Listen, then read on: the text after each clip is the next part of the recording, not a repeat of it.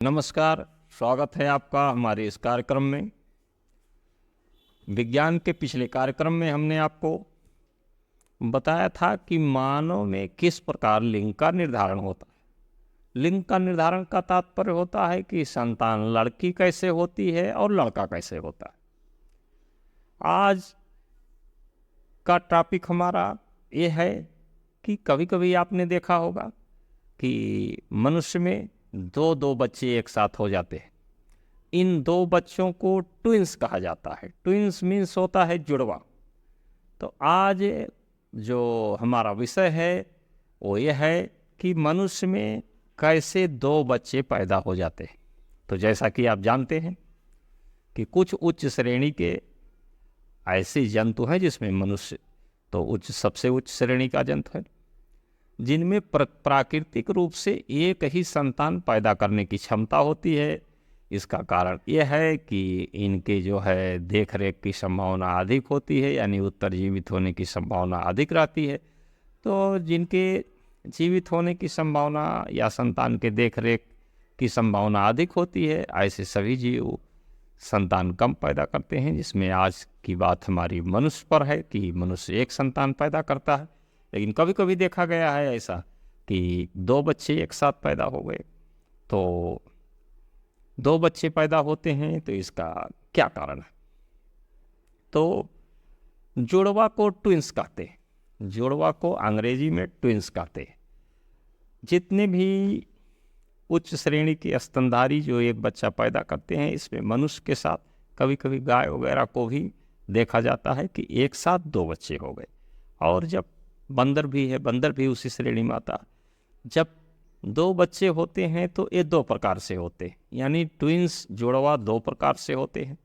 एक जुड़वा वो है जो आपने मनुष्य में देखा होगा कि दो के दोनों बच्चे रंग रूप में एक दूसरे से बहुत अधिक मिलते जुलते रहते हैं, यानी कभी कभी उनकी पहचान करना भी कठिन हो जाता। और ये भी होता है कि वो दोनों एक लिंगी होते हैं, यानी दोनों एक लिंग के रहेंगे, यानी दोनों लड़के ही रहेंगे अथवा दोनों लड़की ही हो सकते।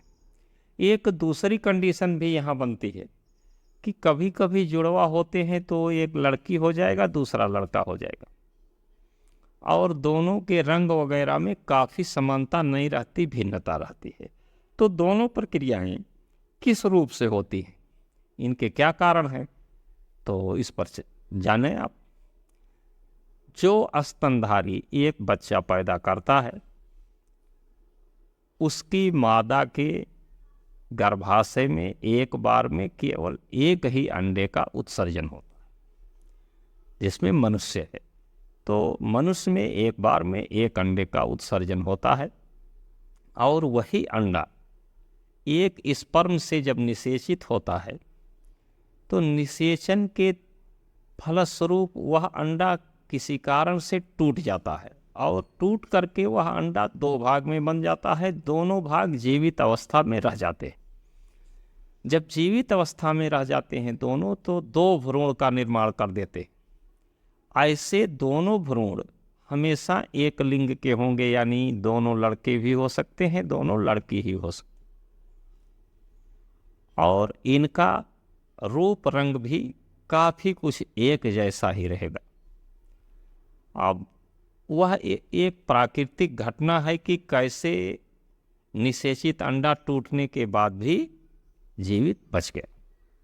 तो एक जुड़वा ये हो गए जो एक अंडे के दो भाग में टूटने के पश्चात समान लिंग के दो संतान पैदा हुए, तो एक ट्विंस ये हो गए।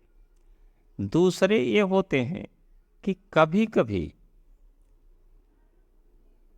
मादा के गर्भाशय में एक साथ दो अंडे का उत्सर्जन हो जाता है, यानी एक साथ दो अंडे निकल जाते हैं जबकि एक ही निकलना चाहिए, और दोनों अंडे दो अलग अलग स्पर्म से निषेचित हो जाते हैं और दो भ्रूण का निर्माण कर देते हैं।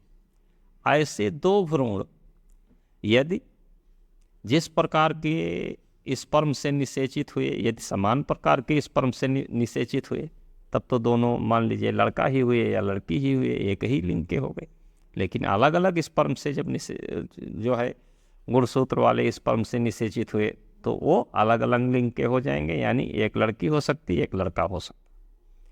लेकिन ये दोनों भ्रूण जो अलग अलग अंडे से विकसित होकर के बने हैं, ये कभी भी रंग रूप वगैरह में एक दूसरे के समान नहीं हो सकते। तो ये था ट्विंस के बारे में जानकारी। और ये तो आप जानते ही हैं कि लड़का लड़की कैसे होते हैं। तो जिस प्रकार के दोनों अंडे, जिस प्रकार के लिंग गुणसूत्र अगर एक्स प्रकार वाला रहा उससे निषेचित हुए तो एक लड़की हो गई, दूसरा अगर वाई वाले लिंग गुणसूत्र वाले स्पर्म से निषेचित हुआ तो वो लड़का हो गया। तो इस तरह मनुष्य में जो है ट्विंस की ये व्यवस्था है। लगभग इसी प्रकार गाय वगैरह या बंदर में भी हो सकता है, लेकिन यहाँ हमारा आज का विषय मनुष्य का था। तो ठीक है, आज के टॉपिक में बस इतना ही।